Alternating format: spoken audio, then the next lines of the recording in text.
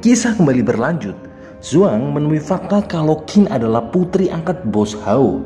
Bos Hao bukan pembunuh kakek Qiming, karena jika ditarik waktu itu mungkin Bos Hao masih anak belasan tahun yang masih bau kencur. Zhuang masih kepikiran tentang perkataan Ryosuke tentang efek mata dewa. Mungkin Feng Quan, Nakagawa Yoshi, dan Zhuang memiliki kisah yang sama, diberi kemampuan dahsyat namun diiringi dengan efek yang mematikan. Mungkin jawaban mata emas ada di Gansu. Bisa saja mata dewa tiba-tiba hilang, atau walaupun akan banyak efek ke tubuhmu, aku akan selalu bersamamu dan hidup dengan semangat, kata Mia.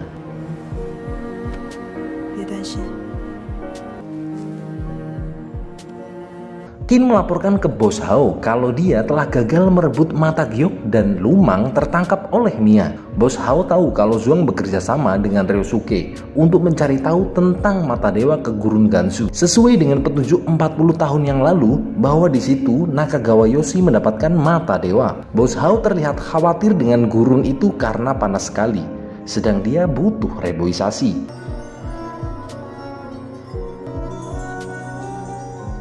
Mereka mulai melakukan ekspedisi di gurun Gansu untuk menemukan gua Buddha. Kali ini Peng ikut bergabung. Mereka akan menemui kenalan Peng yang bernama Zeng, yang ditemuinya ketika magang di fotokopian tempatnya dia bersekolah.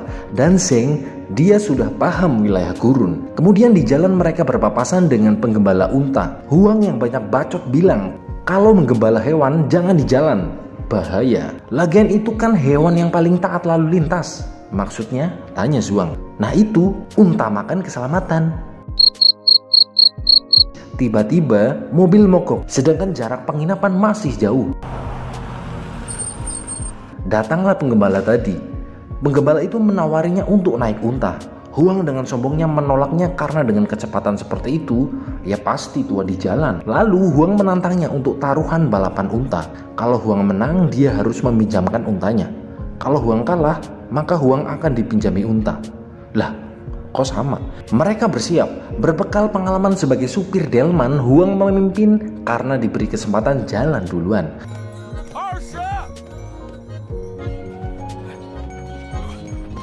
Namun, Huang pun disusul.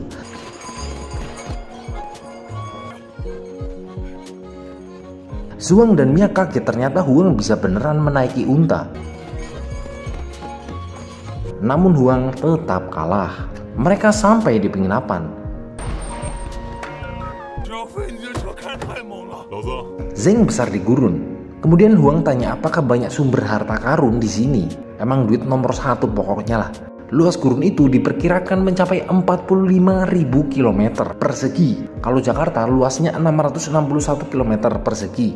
Berarti ya 68 kalinya lah. Wih, tumben pinter. Dan Zeng pun belum menjelajahi semuanya. Kalau mencari lokasi gua Buddha, ya kayak mencari koruptor lah, susah. Zhuang bertanya apakah Zeng pernah mendengar gua Buddha. Zeng belum pernah mendengarnya. Peng meminta bantuannya Zeng untuk melakukan ekspedisi mencari gua Buddha. Namun karena Zeng sudah tua, hampir 2 tahun belakang ini dia tidak masuk gurun. Huang bilang kalau dia orang kaya raya dan tenang saja, nanti akan ada imbalannya. Sombong amat. Lalu tiba-tiba datanglah penggembala tadi. Ternyata dia adalah anak dari Zeng yang bernama Lai. Lai sebenarnya mau mengantar Zhuang dan kawan-kawan. Namun Zeng sepertinya melarang Lai untuk pergi mengantar Zhuang. Zhuang dikerjai Huang untuk bertemu Mia. Zhuang terpatah-patah karena saking groginya. Kemudian Mia mengajaknya masuk ke kamarnya. Namun Zhuang yang lurus-lurus aja tidak mau masuk ke dalam kamar karena bukan muhrim. Huang ngomel karena sudah diberi jalan malah nggak mau. Lai sedang bersama ayahnya, Zeng. Lai penasaran dengan apa yang sedang dicari oleh Zhuang dan lainnya, yaitu gua Buddha. Namun Zeng melarangnya karena Liu pasti akan dilahap ganasnya gurun. Di atas penginapan, Zhuang sedang bersama Mia. Mereka bercerita tentang pandangan dalam hidupnya. Mia ingin meninggalkan kota dan mencari tempat yang tenang. Dan Zhuang berharap dia bisa menciptakan sesuatu yang berguna dalam hidupnya. Misalnya apa ya?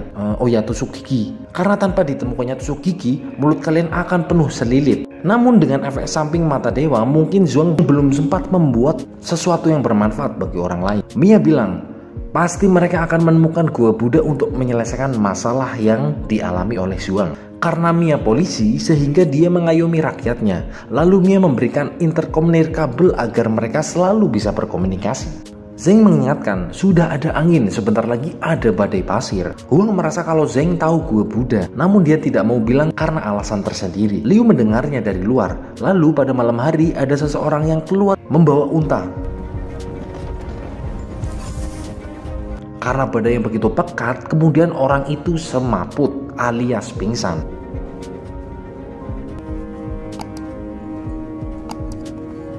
Esok paginya, Zeng mencari Liu untuk godok banyu. Huang menyadari unta yang bernama Saya dari planet Namek hilang. Benar, Zeng bersiap masuk gurun untuk mencari Liu. Lalu, Zhuang membantu mencarinya memakai mobil. Mereka berpisah agar jangkauan pencariannya lebih luas.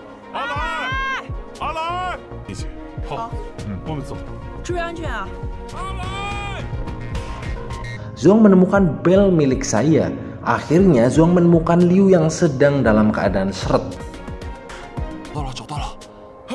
Akhirnya Zhuang membantunya.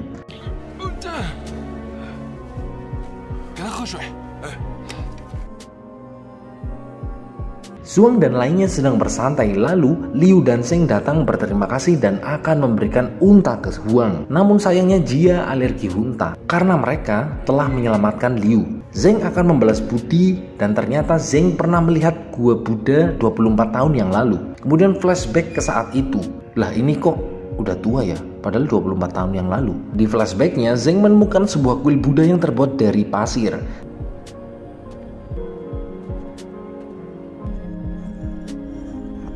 Di dalamnya, Zeng hanya menemukan beberapa patung Buddha yang rusak dan lukisan di dinding. Zeng melihat di dalamnya seperti sebuah altar, dan ketika Zeng menyentuh patung Buddha, terjadi gempa, dan setelah itu Zeng mencoba kabur.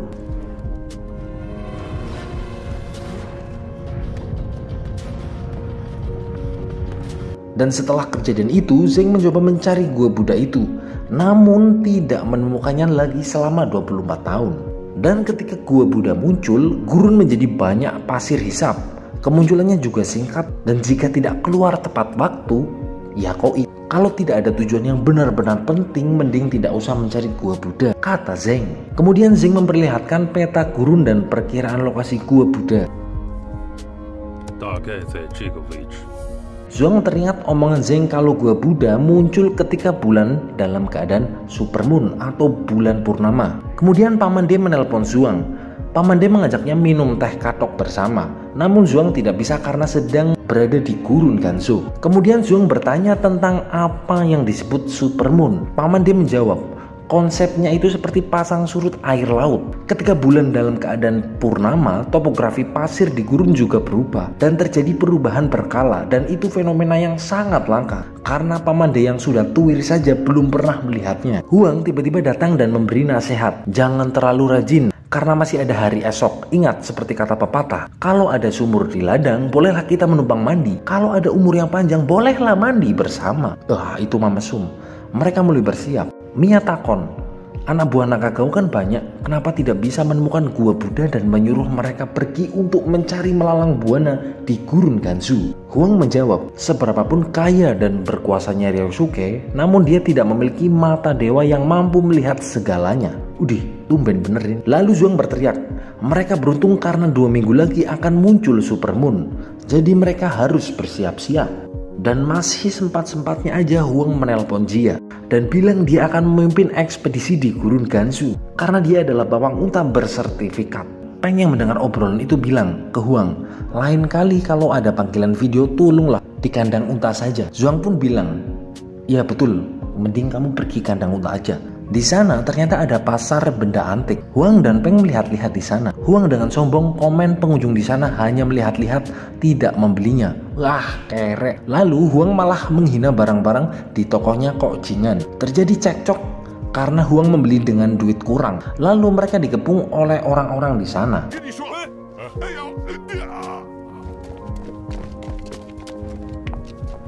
Tiba-tiba bapak-bapak bernama Mr. Lee menolong mereka dan mengganti uang untuk biaya gelang dari harga 200 yuan. Mr. Lee memberikan 500 yuan. Wah, lumayan itu untung 300 ribuan, bisa tuh buat depo. Lalu Tuan Lee menawarkan 2 pusaka. Pertama itu adalah giok berwujud unta Tong Sang Chong. Huang ternyata sedikit tahu tentang giok itu. Hanya 20 biji saja di dunia dan harganya sangat mahal. Kemudian Peng mengingatkan kalau mau beli barang antik mending nunggu Zhuang.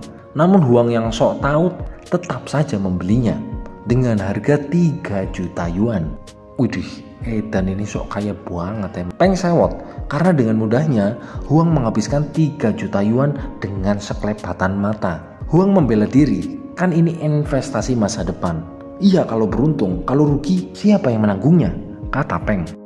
Lalu tiba-tiba ada polisi menangkap mereka dengan tuduhan pembelian artefak ilegal. Nah tuh kan apes dia. Huang ditangkap dan diinterogasi, lalu beruntung Mia datang menolongnya. Polisi itu bilang kalau Tuan Lee adalah mafia artefak yang buron, dan apesnya Huang malah transaksi dengan orang itu. Kemudian Zhuang bilang kalau giok unta Tong Sang Chong yang asli hanya sedikit dan mungkin yang Huang beli itu palsu. Yang dibeli Huang itu sedang dilakukan penilaian, kemungkinan asli. Kemudian keluarlah hasil penilaiannya. Lalu Zhuang melihatnya dengan mata dewanya.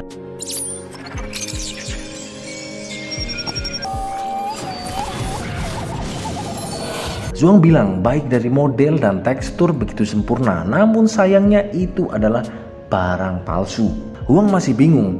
Zhuang bisa langsung tahu barang itu palsu. Padahal tim polisi butuh waktu setengah hari dan itu pun dibantu dengan teknologi untuk mengetahui keaslian barangnya. Wih, emang hebat sekali ini mata dewanya. Zhuang melihat tulisan Feng dengan huruf sederhana. Karena kalau asli itu akan menggunakan huruf yang rumit. Mia bilang di budaya timur karma selalu dijunjung. Jadi barang tiruan sengaja diberi cacat agar jelas bahwa itu adalah barang palsu.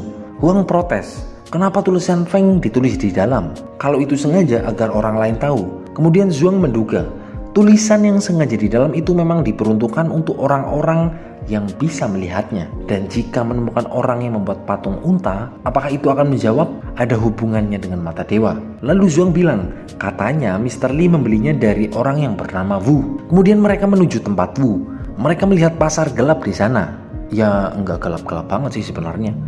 Karena ketika pagi pasar itu bubar. Di sana menemukan barang asli itu sangat sulit. Dan keberuntungan sesuai kemampuannya melihat dan menilai barang itu. Lalu Zhuang merasa ada orang yang mengikutinya. Ternyata itu adalah Nona Qin. Kemudian Qin melapor ke ayahnya.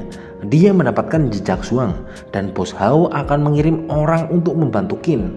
Hao juga bilang, jika Zhuang mengganggu, maka eksekusi saja. Karena kalau benar di gurun menemukan rahasia mata dewa, maka Zhuang sudah tidak berharga. Lalu mereka menemukan patung unta Tong Sang Chong dan Zhuang mengaktifkan mata dewanya. Namun Zhuang terlihat lemas. Huang bertanya kepada maklar itu di mana dia mendapatkan patung itu dan Huang malah kena usir. Kemudian mereka menunggu bos Wu muncul. Karena barang itu tiruan maka pasti jumlahnya banyak. Maklar tadi pergi dan Zhuang mengikutinya. Namun mereka malah digerebek anak buah yang sebut saja Tian Peng.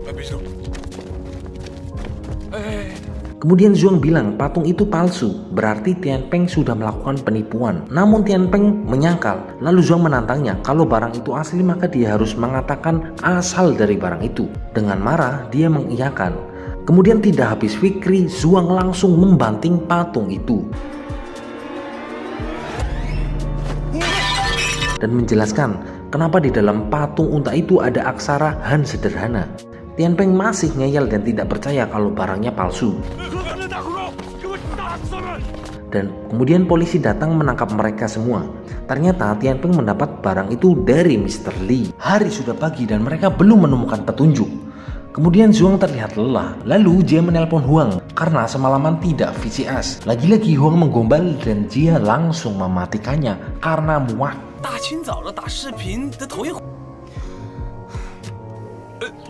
Mereka mendapatkan info kalau polisi tidak mendapatkan banyak info tentang bos Lee dari Tian Peng karena Lee orangnya berhati-hati dan sangat licin. Lalu Peng juga meminta Zheng untuk mendapatkan info tentang Mr. Lee. Mereka akan menggali lebih dalam info tentang bos Lee.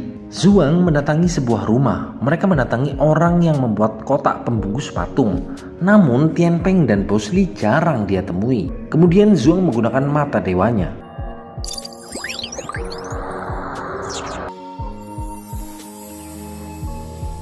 Zhuang melihat ada bekas pembakaran di kota itu dan mereka datang ke sebuah desa, sebut saja Bojong Kenyot. Kata Zeng, dia mendapatkan info 5 orang yang bermarga Li di situ. Lalu Huang bilang mereka harus berdandan seperti orang kaya.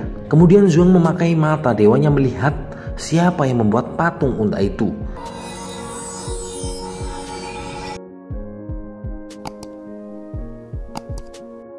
Dan Zhuang bilang kepada Mr. Li ini akan membeli banyak patung Tong Sancong ini. Namun patung unta ini akhir ini susah ditemukan, kata Solihun yang biasa dipanggil Li. Zhuang ingin meminta stok banyak untuk hadiah orang tuanya karena rajin mengaji. Kemudian Solihun meminta uang muka untuk sebagai jaminannya. Lah, belum dapat barangnya udah minta uang. Mata Zhuang sedikit iritasi karena terlalu sering memakai mata dewanya. Kemudian Peng mengantar Zhuang. Lalu Huang dan Mia menguntit Solihun.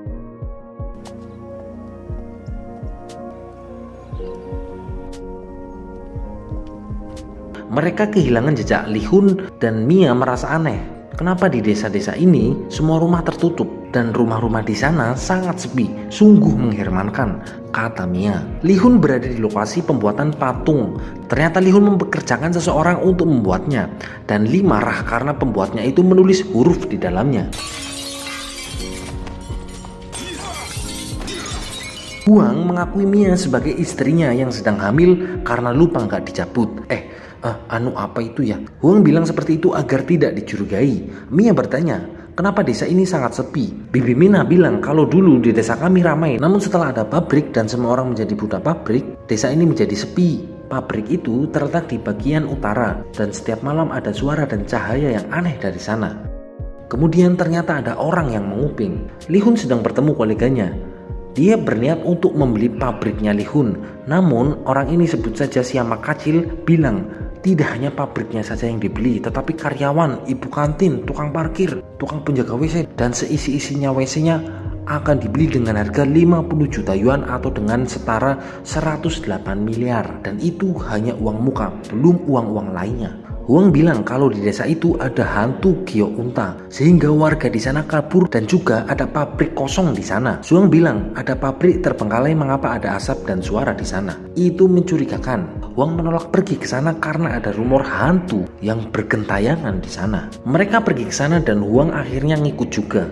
Huang terlihat kelincat-kelincut karena ada rumor hantu. Namun Zhuang tidak percaya ada hantu karena ada yang lebih menakutkan, yaitu manusia. Kemudian ada orang yang mengutitnya.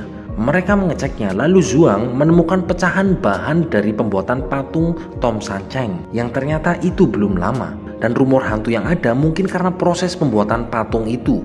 Mereka kemudian melanjutkan pencarian, namun Zhuang terlihat gentoyongan. Mereka melihat penjaga di sana.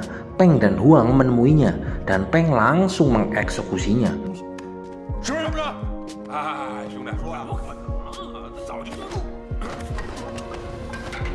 Benar, mereka menemukan sampel dari patung-patung unta yang dijual di pasaran. Lalu ada orang yang menyerangnya. Mia dan Peng langsung mengamankannya.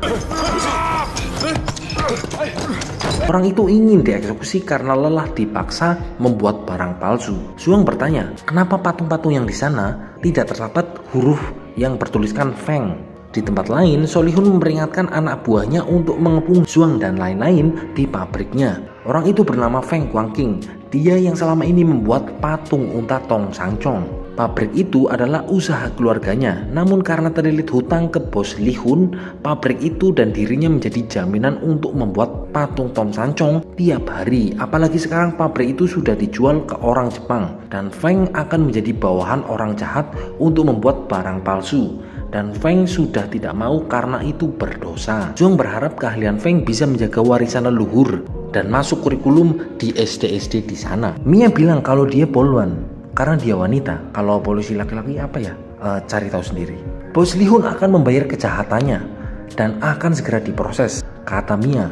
Feng bertanya, kenapa Zhuang tahu kalau patungnya ada tulisannya? Karena tidak sengaja, jawab Zhuang. Lalu tiba-tiba anak buah bos Li Hun datang. Karena kalah jumlah, Zhuang dan lain ditangkap. 先把他们都带上车。 Kemudian pabriknya dibakar.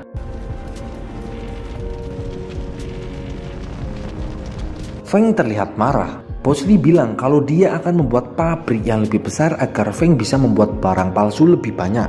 Mendengar itu, Feng sudah muak menjadi budak pabrik dan langsung mematahkan tangannya sendiri agar tidak bisa lagi membuat benda palsu.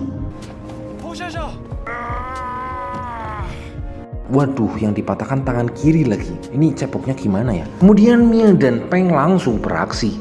Begitu juga Huang dan Zhuang.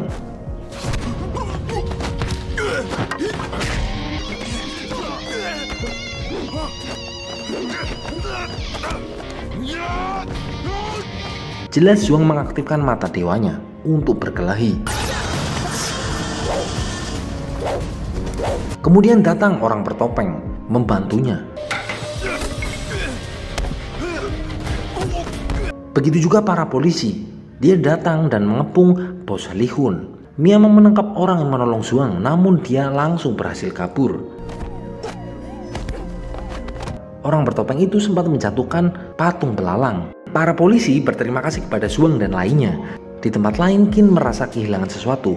Mungkin sekali Qin mencari belalang pemberian Zhuang, lalu Qin kembali ke sana untuk mencarinya, namun tidak menemukannya. Tangan kiri Feng terluka. Waduh, bener kan, gak bisa cepok, kasihan sekali nih. Feng tidak ditahan karena dia juga korban. Lalu Feng bertanya, kenapa Zhuang bisa melihat patung sancai yang ada tulisannya? Zhuang masih menjawab, ya itu karena kebetulan. Tidak semua barang bisa dipalsukan. Mungkin secara fisik sama, namun secara waktu dan perasaan tidak dapat dipalsukan. Feng dapat membuat barang palsu, namun tidak membuat roh di benda itu. Mungkin barang-barang yang dibuat Feng ribuan tahun yang akan datang, barangnya akan menjadi berharga, kata Zhuang. Feng akan membuat pabrik namun terkendala biaya. Kemudian Zhuang bilang dia siap membantu biayanya. Lalu si amak kecil datang. Orang itu ternyata akan membuatkan pabrik untuk Feng. Si amak kecil ingin mengundangnya ke Jepang dan memberikan tempat kerja agar keahliannya tidak sia-sia. Pokoknya fasilitasnya lengkap, laboratorium, asisten bohai, uang kopi, uang rokok, PS5, pokoknya semuanya lengkap. Dan tiap tahun Feng akan diberikan THR. Namun Feng menolaknya. Dan si amak kecil memberikan uang untuk membuat pabrik barunya. Sehingga Feng akan memiliki kehidupan bermartabat dan bisa menjadi ketua RT. Di penginapan, Zhuang dan lainnya bersiap untuk memulai ekspedisi penjelajahannya ke Gurun Gansu. Dan kemudian Zhuang melaporkan info terkini terkait dengan penjelajahannya kepada Ryosuke Nakagawa.